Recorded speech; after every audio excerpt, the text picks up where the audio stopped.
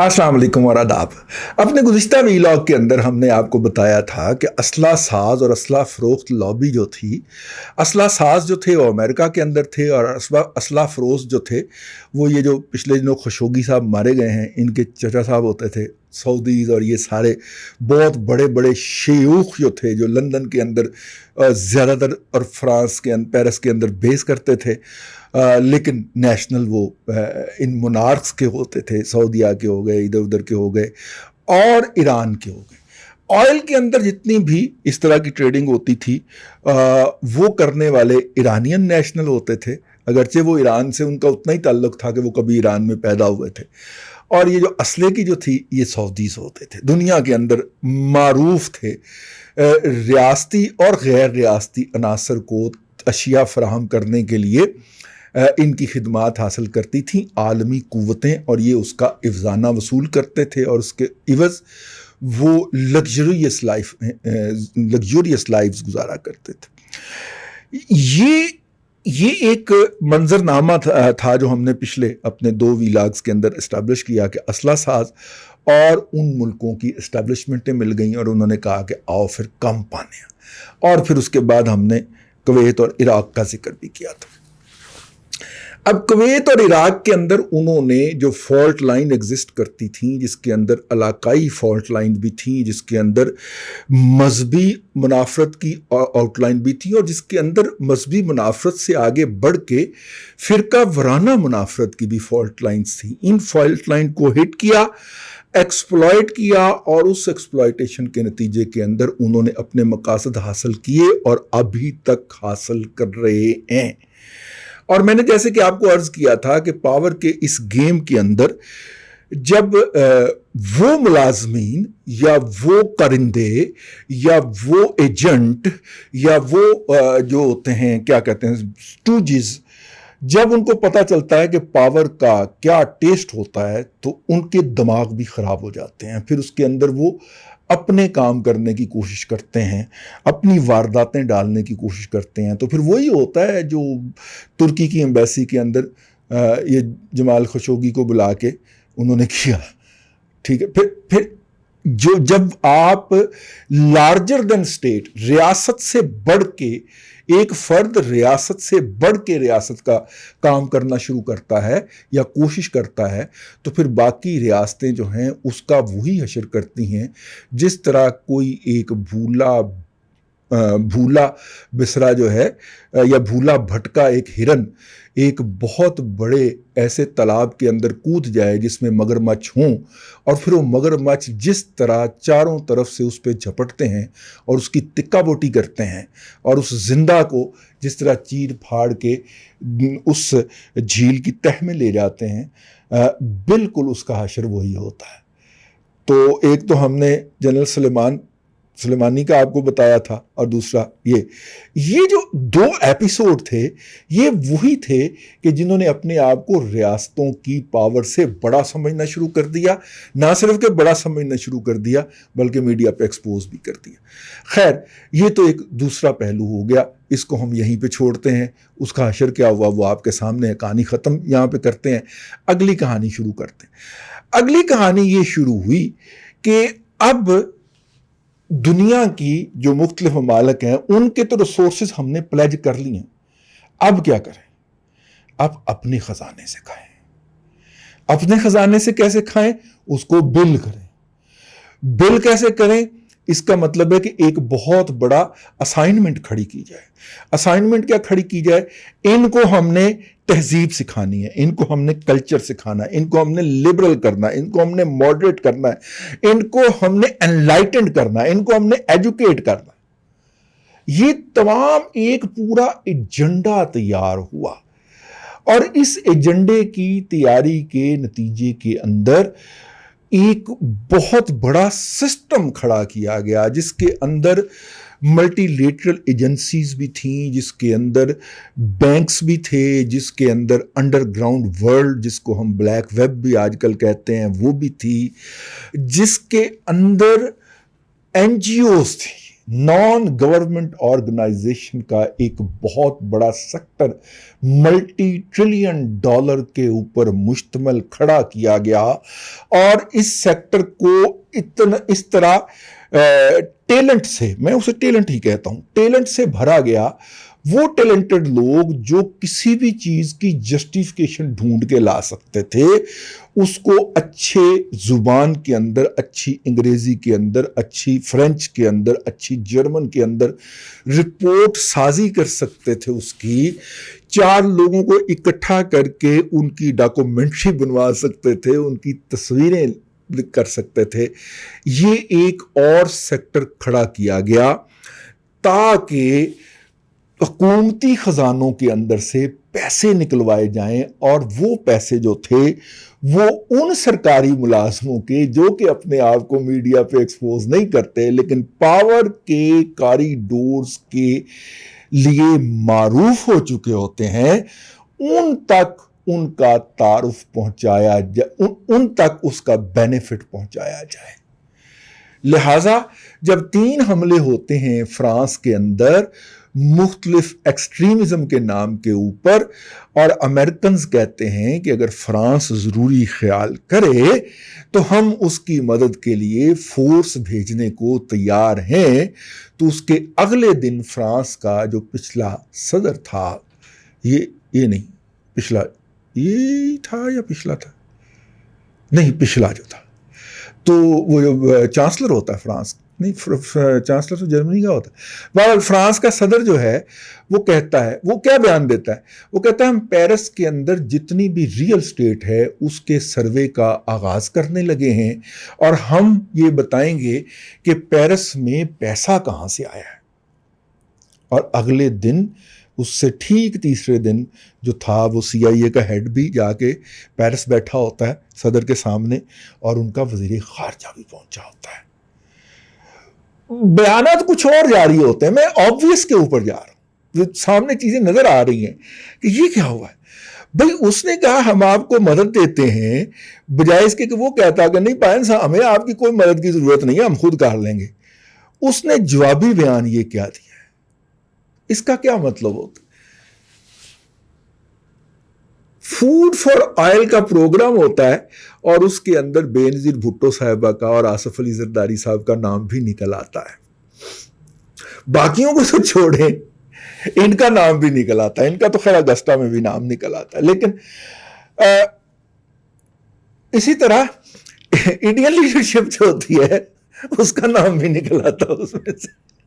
ये वो लोग हैं जो पावर कॉरिडोर के पास बैठे होते हैं और फैसला साजी के अंदर असरअंदाज हो रहे होते हैं, इनके सामने फैसले हो रहे होते हैं, ये सारा कुछ कर रहे होते हैं।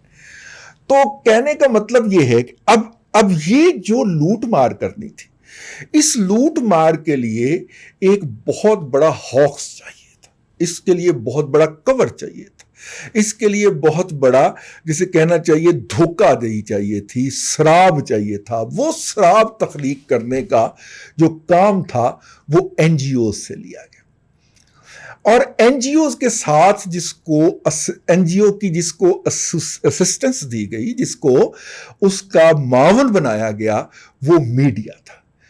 2000 के बाद हम देखते हैं कि पूरी अरब वर्ल्ड और थर्ड वर्ल्ड के अंदर जिस तरह बारिश में खूबियां उगती हैं, इस तरह सैटेलाइट चैनल लॉन्च होते हैं, और उन सैटेलाइट चैनल के लिए सब्सिडीज दी जाती हैं।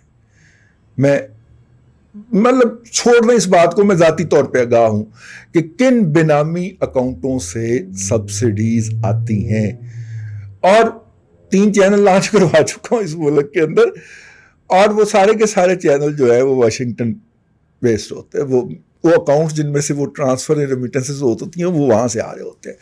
वैसे वो कहते हैं कि जनाब मनी लॉन्ड्रिंग के हम बड़े खिलाफ हैं, ठीक है, लेकिन उन बेनामी अकाउंटों से ट्रांसफरें होती हैं मुख्तलिफ अकाउंटों के नाम के ऊपर। वो अलग बात है कि साडा सेठ खचरा निकला, उसने वो पैसे उठा के वापस वहीं पे भेजे, और वहां पे जाके उसने एसेट्स खरीद लिए सेठ साहब ने, और यहाँ पे जनाब थोक में पकौड़े चलने शुरू कर दिए।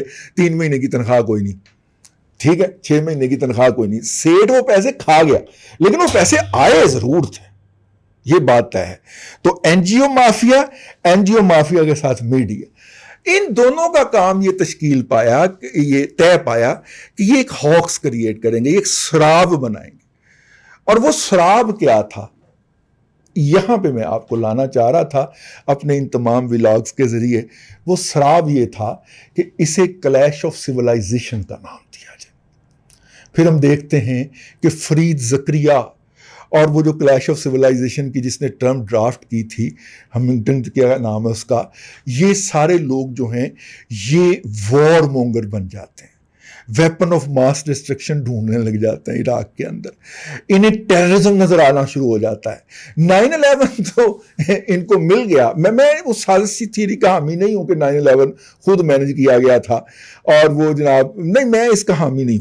ٹھیک ہے، 9/11 ان کی بلی کے بھاگوں چھیکا ٹوٹ گیا، لیکن اس سے پہلے یہ اس تمام کام کی تیاری کر چکے ہوئے تھے. دنیا کی سب سے کمزور قوم پہ چڑھائی کریں، جن کے پاس کوئی انفراسٹرکچر ایگزسٹ نہیں کرتا، منارکی اور وہ جو ہے کمیونزم کے اندر وہ کرش ہوئی ہے. ٹھیک ہے، رویے ایکسٹریم پہ چلے گئے ہوئے ہیں، اکانومی لوکل ہے کوئی نہیں. ٹھیک ہے، اور ہے بھی تو ڈرگ کی اکانومی ہے. اس کے اوپر حملہ کریں، ایک گولی چلائیں اور 1,00,000 گولی کا آرڈر کریں. بات یہاں پہ بھی نہیں بنتی تو پھر اس کے نتیجے کے اندر اسٹیٹ کا جو کام ہوتا ہے، اسٹیٹ کا کام جو ہوتا ہے اس کو پرائیویٹائز کر دیا جاتا ہے. وار پرائیویٹائز کرتا ہے انسانی تاریخ کے اندر پہلی مرتبہ امریکہ. آپ کو پتا ہے پرائیویٹ وار لڑنے والوں کے پاس اس وقت جیٹ بھی ہیں، میراج طیارے بھی ہیں. ٹھیک ہے، اور نیم اینی تھنگ ان کے پاس. جو ملکوں کے پاس چیزیں ہوتی ہیں، جو ممالک کی افواج کے پاس ہوتی ہیں، قومی ممالک کے افواج کے پاس جو چیزیں ہوتی ہیں وہ اب ان پرائیویٹ آرمیز کے پاس ہیں. اور ان کے مختلف بیسز ہیں مختلف غریب ممالک کے اندر جن کی سوورنٹی کیا ہونی ہے، وہاں پہ انہوں نے اپنے بیس بنا رکھے ہیں. اور جب بھی ان کو کوئی کانٹریکٹ ملتا ہے اور جب بھی ان کو کوئی آرڈر ملتا ہے تو وہ وہاں سے اپنی فورسز کو موو کرتے ہیں. یہ پرائیویٹائزیشن آف وار جو تھا یہ بھی آیا، اور بنیادی آبجیکٹو ان کا یہ تھا کہ کسی طرح سے کسی طور پہ یہ جو بڑی اکانومیز ہیں جن کے اندر امریکہ ہے، یورپین یونین ہے، یورپین یونین کے آگے ممبر جو ہیں جرمن، فرانس وغیرہ وغیرہ، سعودیز ایون، ٹھیک ہے، یہ جو یہ ٹرکش، یہ جو ہیں قطری، یہ جن کے پاس پیسے ہیں، ان کے لیے ایک ہاکس کریٹ کر کے، سراب بنا کے اور دھوکہ کریٹ کر کے ان کے خزانوں سے جنگ کے نام کے اوپر پیسے نکلوائے جائیں. تو افغانستان ایک ماسٹر پیس ہے جہاں پہ امریکن کھاتے کے مطابق 85 ارب ڈالر کا اسلحہ جو ہے وہ انہوں نے پچھلے 20 سال کے اندر سپلائی کیا. جن کو؟ افغانستان کو. امن ہونے دیجیے گا، میں آپ کو خود لے کے چلوں گا افغانستان، اور ان تمام جگہوں پہ جائیں گے جہاں پہ یہ اسلحہ چھوڑ کے گئے ہیں. 85 ارب ڈالر تو چھوڑیں، 85 کروڑ ڈالر کا اسلحہ بھی آپ کو وہاں سے مل جائے تو آپ میرا نام بدل دیجیے گا. نہیں ملے گا. وہ صرف کاغذات کے اندر ٹرانسفر ہوا ہے، اس میں صرف لیجر کی ایڈجسٹمنٹ ہوئی ہے. وہ اسلحہ فزیکلی کبھی آیا ہی نہیں. وہ اسلحہ جو تھا اس کے آڈٹ بھی ہوتے رہے ہوں گے، لیکن وہ سارے کے سارے فیک تھے، شیم تھے، جعلی تھے. دراصل اس کور کے اندر بہت سے پیسے بہت ساری حکومتوں کے خزانوں سے نکل کے بہت سارے افراد کی جیبوں میں جا رہے تھے. یہ وہ گیم تھی اور یہ وہ تماشا تھا، یہ وہ ڈرامہ تھا جس کو رچانے کے لیے این جی اوز بھی ساتھ چل رہی تھیں، ان کو بھی راتب ملتا تھا، اس میں سے لوگ اس میں سے بھی راتوں رات امیر ہوتے تھے. میڈیا ہاؤسز کو بھی فنانسنگ کی جاتی تھی. میڈیا جو تھا وہ اس کو لے کے، اس بیانیوں کو لے کے آگے چلتا تھا، لیکن اس کے اندر ایک ڈیمیج ہو گیا. اور وہ ڈیمیج کیا ہو گیا؟ وہ ڈیمیج یہ ہوا کہ ڈیمونائز کیا گیا مسلم کو.